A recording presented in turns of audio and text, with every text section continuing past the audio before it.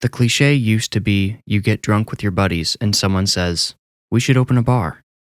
Now, whenever a group of young or young-minded folks get together and get a little tipsy, it's only a matter of time before someone utters the fateful words, "We should start a podcast." Entire careers have been made by those words.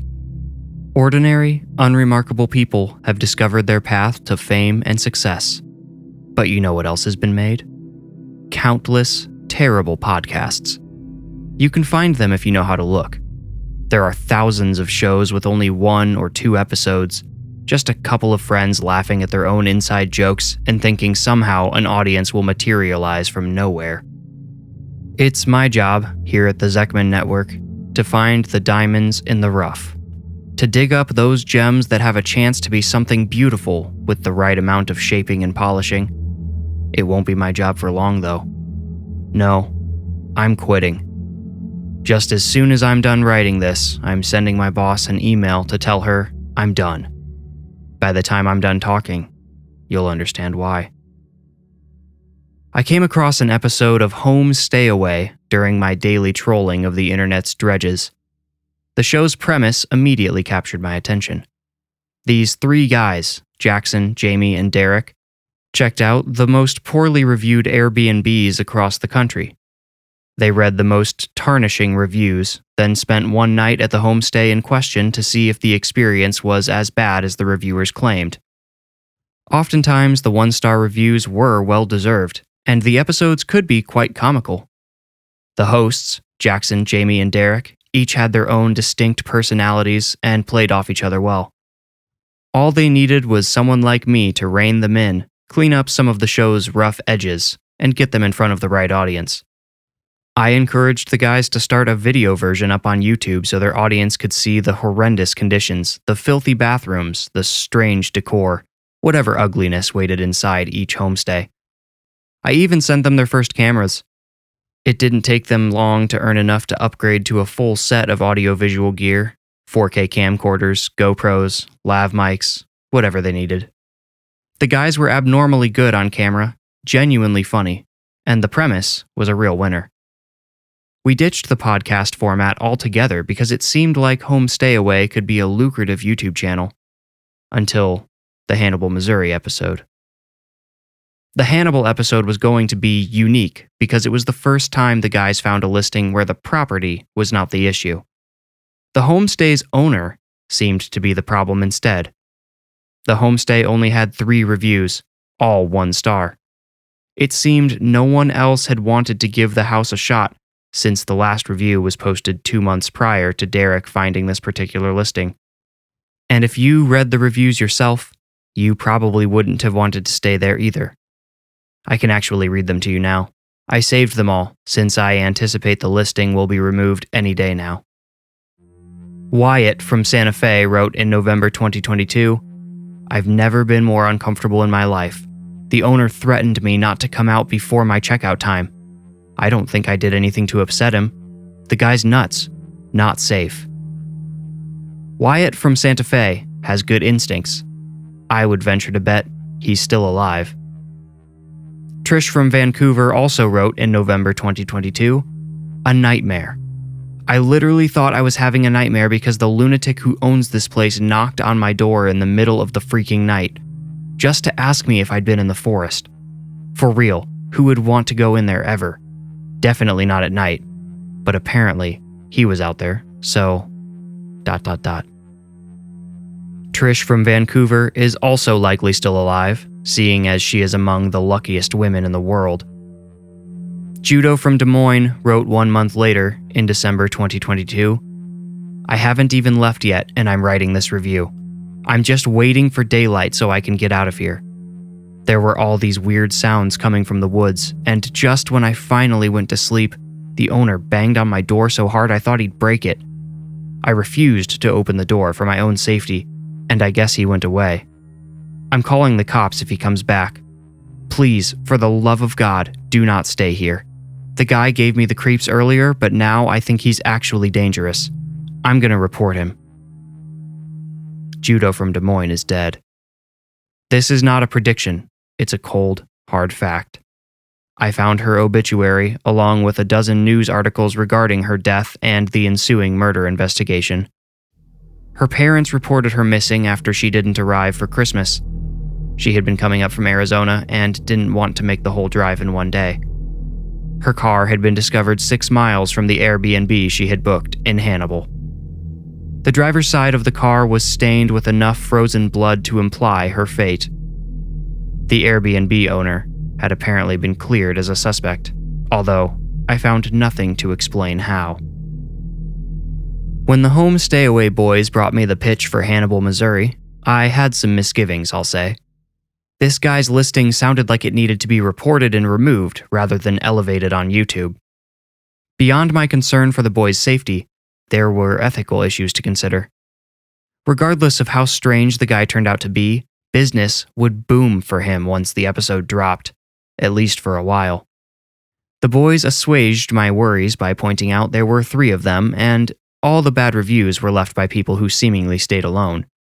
And they promised if they thought the owner really was dangerous, they would turn over the footage to the police and never air the episode. Consider what I'm recording now a fill-in for the Hannibal episode of Home Stay Away. The episode will never air, but I think everyone needs to know what the footage contains. I must relay the events of Jackson, Jamie, and Derek's final hours so they can have done some good. Maybe their lives can serve as sacrifices to save dozens more. The boys traveled out to Hannibal, Missouri in Jackson's Land Cruiser. Hannibal, you may know, has a good bit of tourist draw thanks to Mark Twain's boyhood home being there. During the busy season, the small town can be quite lively. Our boys went down in February, though, and the town they filmed looked practically deserted. I'll narrate what I saw in their footage. Their GPS keeps them driving right on through until they reach a poorly marked gravel road. The homestay sits alone at the end of a long driveway a mile outside of town. Even for a small town property, this place is remote. The property consists of about 3 acres of land, the main house at the end of the driveway, and a small cottage in the back. It all sits on top of a horseshoe hill. The land at the property's edge drops off into the surrounding woods. The drop is so steep, I can't see the many trees' trunks, only their spindly, bare tops. The boys get out in front of the main house, a single-story home built like a modern log cabin. Jamie knocks on the door while Jackson stands behind and films. Derek stands behind Jackson with a little GoPro hidden under his jacket. That GoPro is the only evidence we have of their initial interaction with the host, because the second the owner opens the door, he sees Jackson's camera and goes red. Literally and figuratively. The man orders Jackson to stop filming and threatens to cancel their stay if they take any more photos or video on the property. Jackson stops immediately, although it's clear to me he wants to argue. The man then demands to watch him delete the footage. Jackson says, "So I guess you didn't read the note I put in when I rented the place. I said we were making a YouTube video." "You didn't say that," the man replies. He put his hands on either side of the doorway, and Derek rotates slightly so the GoPro can see him. This shot offers the clearest image of the owner from any of the footage. He looks short, I'd guess right around 5 feet tall. He's bald on top with short gray hair around the sides. His white beard is trimmed neatly and hides the end of a long scar on his left cheek. It looks like he has cataracts or something. His eyes look faded and dull, but the way they shift to each of the young men on his doorstep tells me he isn't blind. "No, I was pretty clear about what we came here to do," Jackson argues. He had a habit of testing people to see how far he could push them. "Well, too bad then," the owner says. "There's no photography or video allowed here." "Your listing didn't say anything about that," Derek says. The man's gray eyes shoot pure hatred toward him. "Never thought I'd have to tell guests I don't want to be filmed. This is private property, understand? Private." Jackson starts to say something antagonistic, but fortunately, Jamie interrupts with, "Don't worry about it, man. We'll just spend the night and check out the Mark Twain stuff in the morning. That all right?" "That's just fine. That's the whole point of this place, innit?" The man seems to cool off now, and he shows the boys to the cottage. It consists of a single bedroom, bathroom, a kitchenette, and a small den area. There is no TV, no Wi-Fi, not even a coffee maker or a radio. Jamie asks if the cottage even has electricity. "Course it does," the man says, giving him a condescending look as he flips on the lights. Throughout their interaction, the owner looks incredibly uneasy. He studies the three young men. It looks like he's sizing them up, maybe trying to decide what would happen if he came banging on the door in the middle of the night. The boys called me off camera after the owner finally left them alone. They were all huddled in the small bedroom because, according to Derek, they were worried the owner was still outside, listening in.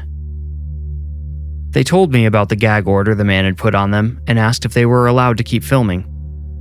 "What if the guy sees it on YouTube and, I don't know, like sues us or something?" Jamie asked. I did some research and learned that as long as they left the owner himself out of the videos, he couldn't really stop them from filming inside the rented cottage. "Besides," Jackson said, not to me but to the other two guys, "do you really think that guy watches YouTube?" We agreed they would be discreet, and that if nothing interesting happened, we would just can the episode to avoid any trouble. I wish I'd told those boys just to come home. I wish I'd been able to sense the danger they were in. Had I been able to see the footage of their initial interaction with the owner, I like to think I would have had the sense to bring them home. But I wouldn't see that footage until weeks later. The following handful of clips are just of the boys messing around in the cottage. They do a quick camera tour of the place, which admittedly looks quite nice. It seems cramped for three young men, but for a solo visitor or a couple, it would be homey. Maniacal owner aside, that is. Once finished inside, Derek straps the GoPro to his chest and zips his coat up to the lens before he and Jackson go outside to wander around the property. They don't talk much, hoping to avoid the owner's attention. Unfortunately, the owner's attention was dedicated to them entirely. Jackson and Derek stand at the edge of the property, looking down the drop into the woods. The slope angles at maybe 75 degrees. Trees grow from the side of the hill with hooked trunks, their roots exposed. Off camera, Jackson can be heard saying, "Looks straight out of a video game." Derek says nothing. I can see what Jackson means. The way the trees protrude and show their veiny roots does look like something a player would need to scale in an adventure game. Derek turns a little, and for a moment I can see something they miss. There's a place where the moss is rubbed away, and the dirt is packed down. I studied this frame for a while, and I'm pretty sure many of the roots directly beside this worn path are rubbed raw.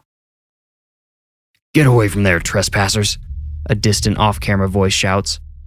Derek turns and I see the owner marching toward them. "Sorry, man, we thought this was all your property," Jackson says. "It sure is," the man huffs as he catches up to them. "Which is why you ain't welcome over here." Jackson says, "What? Why?" The owner practically screams, "'Cause I don't want you over here, that's why." Derek starts to say, "Look, man, I'm sorry we upset you, we'll just..." But he is interrupted. "Go back to the cottage you paid for the right to stay in. That's all you got rights to out here. Remember that." Jackson, unable to help himself, asks, "So who's this belong to?" Derek pivots so the camera can see Jackson pointing off into the woods. "That's state land. Jackson hops off the grass and onto the slope, like a rabbit, grabbing a thin branch to stabilize himself. The owner goes chili pepper red when Derek swivels back toward him. Jackson says, "It's not yours, right? Can't make me leave, can you?" "You're out," the owner says. "Wait, no, hang on," says Derek. "Let's not. Jackson's just..." The owner says, "I want all three of you gone in 30 minutes.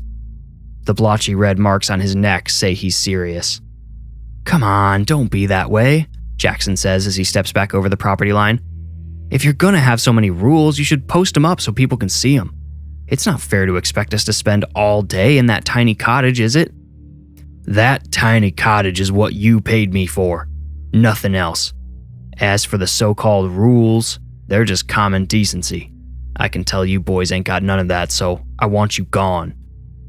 The vociferous argument draws Jamie out of the cottage. He's less hot than his compatriots and recognizes a lost battle. Rather than try to change the man's mind, Jamie focuses on getting their money back. The owner refuses to refund them at first, then seems to realize it will make them easier to get rid of.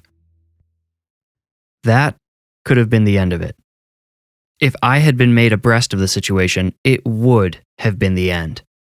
I know myself, and I know as soon as those guys had told me what had happened, I would have told them to head back home and look for another listing to cover soon. Instead of calling me, the guys held their own little conference. Luckily, they chose to film it. They are sitting in the Land Cruiser, parked, all of their bags stacked up in the back. They had packed up and left the cottage as requested. The view through the windows tells me they hadn't driven far before pulling over. The same types of trees that lined the property lined the road on one side of the vehicle. Jamie, sitting behind Jackson, says, "Okay, we're rolling. So, what are we going to do now?" He's the one filming. Derek in the co-pilot seat says, "Dude, that guy was way too intense." Jackson from the driver's seat replies, "Did you guys get the feeling he was hiding something?" "It was really weird how he didn't want us leaving the cottage," Derek says. "It made me think about those reviews," Jamie says. "One of the ladies said that guy wanted to know if she had gone into the woods. And another person said he told them not to come out, remember? I think they even said he threatened them," Jackson adds. "So what's the deal with the woods?" asks Derek. They're all quiet for a minute. "Hey guys," Jackson says. "This is so random, but I actually have a tent in the back." Jamie says, "Yeah, I noticed that. I mean, it's just like a single-person pup tent, but we're not afraid to get cozy, are we?" Jackson asks. "Not like we'd sleep much anyway," Derek replies. The corner of a mirthful smile appears on his profile. "We could set up camp over here and watch that guy's house from the bottom of the hill tonight," Jackson suggests. Jamie asks, "Is that legal?" "You heard him," Derek says. "It's state land. What's the worst that can happen? A park ranger makes us pack it up? It's either that or leave. I say we stick it out and see what happens." Oh, Derek. If only you could have been a little more creative with your worst-case scenario. Maybe I'd be talking to you instead of your ghost. This is Miles. I hate to interrupt, but this would be a great time to hit the like button and subscribe to my channel if you haven't already. I promise you won't regret it. Now, for the rest of the story. So they set the plan in motion. They pulled the Land Cruiser off the road into the trees and disguised it with some old brush and fallen branches.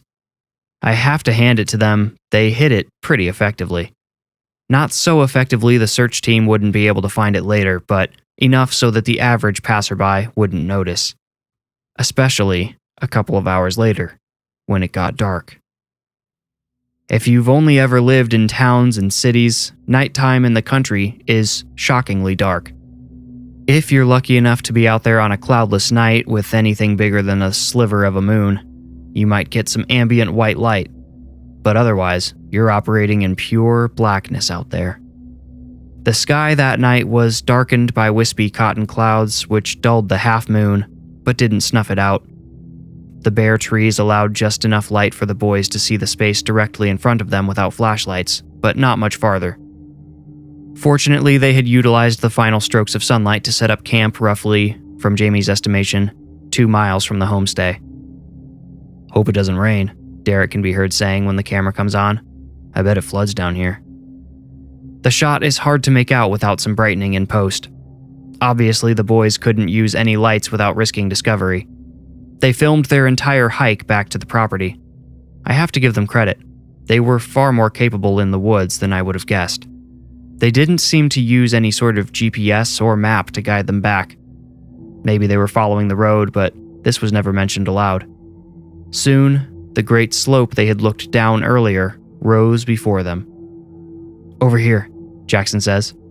He's found a shallower section of slope close to the driveway to the main house. It provides a place for them to view the property while still sitting below eye level. Again, I find myself impressed. If they had come back from Hannibal, I might have suggested the boys start a second channel doing fun private investigations. There wasn't any activity on the property at first. Eventually, the guys shut off the cameras to save batteries. One of them mentions the cold air causing the batteries to drain faster than usual right before the end of the clip. In the next clip, the camera is turned on, pointing directly at the main house. There's a single light on next to the garage. "He's coming out," one of the boys whispers. I can't tell who. Sure enough, a door swings open and a figure emerges. He's robed and hooded in black, making him practically invisible except for when he's directly beneath the light. In one hand, he holds a long pair of pruning shears pressed against his hip. They're either brand new or they've recently been thoroughly cleaned. "A little late for landscaping," Jackson can be heard saying. Someone rightfully shushes him. The image becomes too grainy as the camera zooms in. I think the hooded man reaches back through the door before the light goes out. The man is now invisible, but the door can faintly be heard shutting. "Can you still see him?" Jamie whispers. "Yeah, I got him on night vision," Derek replies. Jamie asks, "We have night vision?" "Yeah, apparently it's one of the camera modes. I just found it," Derek says. I switch over to watching Derek's camera. The night vision mode is, well, it's far from perfect. But at least I can see the hooded man again. In his long robe, he seems to float all the way to the edge of the property, then stops. After a pause, he begins bellowing a long, throaty tone into the woods. After scouring the internet, the closest thing I can find to that noise the man made is something called Tuvan throat singing. It's a guttural sound made deep in the throat by stimulating the false cords that protect your vocal cords. And for a while, this cloaked figure stands at the edge of the woods, clutching his shears and broadcasting his sinister tone into the trees. It's not a loud sound, but a steady one that carries well. He stops only when a similar tone echoes back to him from somewhere down the slope. Hearing this reply, the man steps into the woods. "You guys sure we want to do this?" Jamie asks. He doesn't get an answer. Instead, Jackson asks, "Was that another person out there?" "That's what it sounded like to me," says Derek. He says, "I might be with Jamie. Maybe this isn't a good idea." "We don't have anything with these cameras, guys," Jamie tags in. "If we need to defend ourselves, we're screwed." "Ooh, you're right," Jackson's reply is dripping with sarcasm. "We don't stand a chance against garden shears, do we?" He does not receive the hushed laughter I'm sure he expected. "No, for real." It's Derek speaking again. "What if there's more people out here? What if they find our camp? Or the car?" Jamie swears. Jackson hisses, "Are you being serious right now? We're already out here and we just caught this creepy dude walking into the forest in the middle of the night making animal noises. This is gold, man. If he or whoever else might be out here sees us, we'll just book it back to the car and lock ourselves in. We can ditch the tent, I don't care." There's an uncomfortable silence as the other boys consider plans that would have saved their lives. But unfortunately, they listened to Jackson. With all of their cameras set to night vision, they slowly, quietly move down the slope in the direction the man disappeared. Wait, hold up," Derek orders. He's walking in front. He puts his hand back, palm out, to halt the other two in place. Something moves up ahead, but the crappy night vision doesn't capture a clear image. Even when I brighten and sharpen the picture, it's just a blur traveling between trees. "What is it?" Jamie asks. Derek says, "I thought I saw something," then shakes his head. "Guess these woods are getting to me." "Keep going, we're gonna lose him," Jackson says. So they continue. Their heavy breathing and their shoes chewing leaves are the only sounds for the next handful of minutes. Suddenly, Jamie's camera drops so it's pointed at the ground. There's a scuffle. From Jackson's angle, I can see Jamie lunged forward to grab a hold of Derek's jacket and pull him back. "Careful, guys, don't be too loud," Jackson admonishes. Jamie slaps a hand over Jackson's mouth. He leans in so close that he smothers the camera. He can barely be heard saying, "They're right over there." "Who?" Derek asks. He's squinting into the darkness. Jamie points at his camera and Derek hesitantly raises his own. Then his jaw slackens. His eyes widen. His lips tremble. I switch to Derek's camera and see 6 figures dressed exactly like the homestay owner, all holding various sharp objects. They are all standing in a row next to a sharp crack in the earth. It's wide enough to swallow a man. From Derek's angle, I can't tell how deep it goes. It doesn't look man-made to me. Maybe it was once an underground stream and the ground above it collapsed. With a rustle of leaves, a 7th figure appears, the homestay owner. His pruning shears are still tucked under one arm. "Curtis," one of the men across the fissure barks. "Welcome, brother." "Are we set to begin?" a different man asks. Grunts of approval answer. The boys are silent throughout this interaction, although they occasionally turn their cameras to capture each other's astounded expressions. I can see them wondering the same things I did the first time I reviewed the footage. Is this a cult? A religious group? A secret society? The centermost man across the fissure stretches one hand out over the void and drops something inside. A long moment passes, followed by a loud pop. On camera, it sounds like a burst of static. Wisps of smoke rise from the crack. Each man, in turn, then copies the first, dropping their smoke bombs into the crack and watching the smoke rise. After the final pop, 6 of the men begin throat singing in unison. The 7th, the one in the middle, says, "Tonight, we grow closer yet to the holy world below. We welcome those beneath and wish to be welcomed ourselves when our time above draws to a close." There's a low rumble. I've isolated it to determine its source. I want to believe it's a plane flying overhead or maybe a passing train in the distance. It has that sort of resonant quality. But Derek turns his camera to look at Jackson and Jamie, and if that sound was anything they recognized or could explain, they would not have had the ghostly looks of terror on their faces. Jamie leans into Jackson's ear again and says, "We need to go. Whatever this is, we shouldn't be near it." He inhales sharply when the throat singing stops, as if in response to his words. But there was no way the distant men could have heard him. I don't think. For a few seconds, all 7 hooded figures remain perfectly still. They're waiting, I think. When nothing happens, the center man says, "Jacob." Another man, presumably Jacob, steps forward holding a garden hoe like a staff. He doesn't look at the others. He reaches under his robe with his free hand and produces a limp squirrel. The other 6 men step back, away from the fissure. Jacob lays the squirrel down, tips his head back, and makes a strange barking sound. And with no hesitation whatsoever, he heaves the garden hoe up over his shoulder and brings the blade down on the squirrel's neck. He rushes forward, leaving the hoe behind, and scoops up the beheaded animal. He holds it by the tail over the fissure.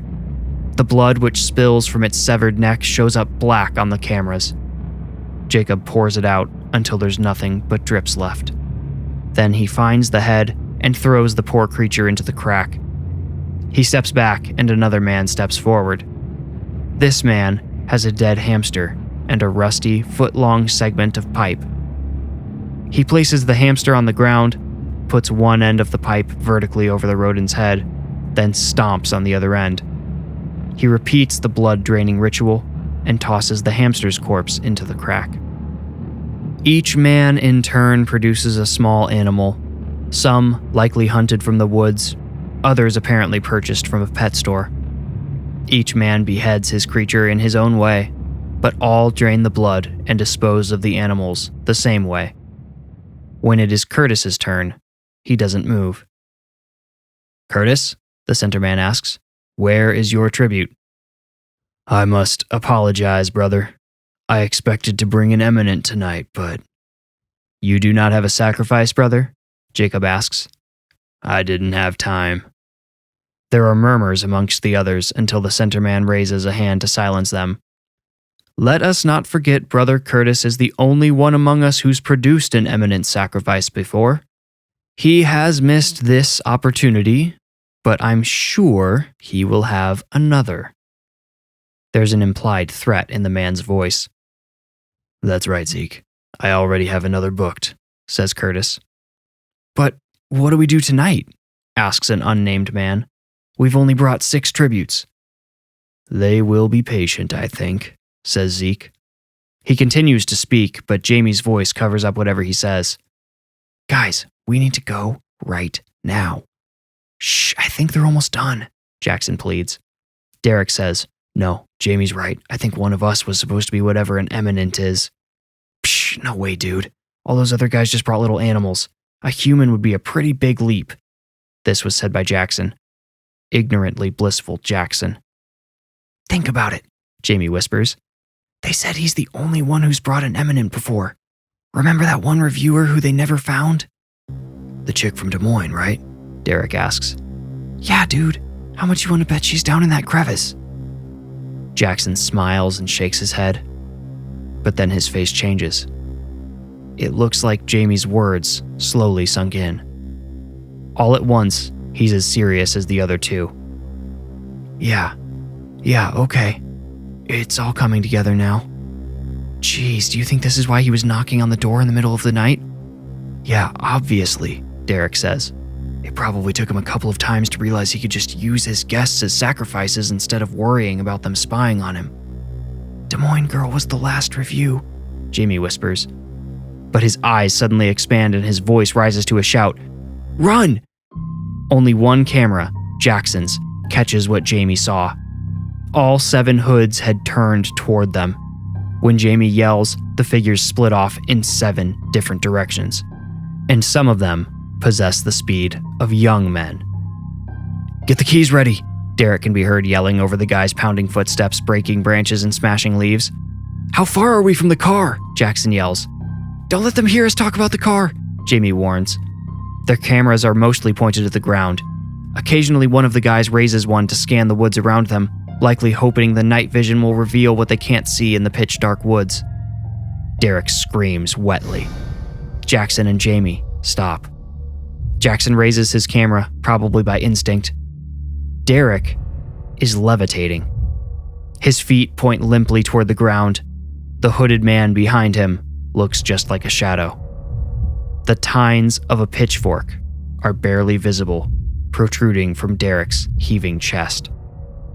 He tries to say something, mouthing final words that will never be heard, as blood splashes out of his mouth. Jackson rushes forward, but Jamie stops him. Jamie, always the brightest of the 3, recognizes that there is no hope for their friend, but thinks he and Jackson still have a chance. They keep running together. Their microphones pick up more sounds, more footsteps, distant, but closing in. How much farther? Jackson demands.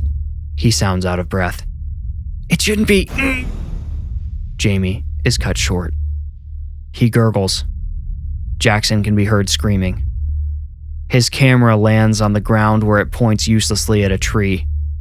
Jamie's camera is hanging from his neck, pointed down at his stomach, where a pair of pruning shears' closed blades are protruding. Jamie wraps his hands around the blades as blood bubbles in his throat. The blades open, forcing his hands apart. Blood sprays from Jamie's opened stomach, and he falls forward. His camera stays on, but shows nothing but the blackness between his corpse and the dirt. Jackson's camera, pointed at the tree, captures only the audio of his fate. Since not one of the bodies have been found, I don't know what was used to kill him, but it sounds slow and excruciating. There are other sounds, but nothing clear enough to make out. Jackson's camera runs out of battery 4 minutes later. So I know what you must be thinking. With all of this evidence, with the murders clearly caught on camera, with some of the killers' names even spoken aloud and recorded, why am I warning you not to stay at that property in Hannibal? Why haven't these men, Curtis, Jacob, Zeke, been arrested and charged with Jackson, Jamie, and Derek's murders? Why is the listing still there? Well, the local authorities found the cameras after they found the car. They turned them over to me after reviewing them, upon my request. After I watched the footage for the first time, I asked them why they didn't immediately arrest Curtis at the very least. They told me there wasn't enough evidence. They told me lots of people are named Curtis. I told them not that many people could be named Curtis in tiny little Hannibal, Missouri. They told me Hannibal gets a lot of tourists, with plenty of Curtises among them. We went back and forth like this for a long time. Curtis was, in fact, the name of the homestay owner. It was, of course, certain he had been the one holding the pruning shears. But do you know what I think? I think at least one, and maybe a few, of those hooded men work for the very agencies that investigated the murders. I think they only returned the footage to me as a warning to leave them alone, or else. I think they want to lure in more eminence, and they want me to know there's nothing I can do to stop them.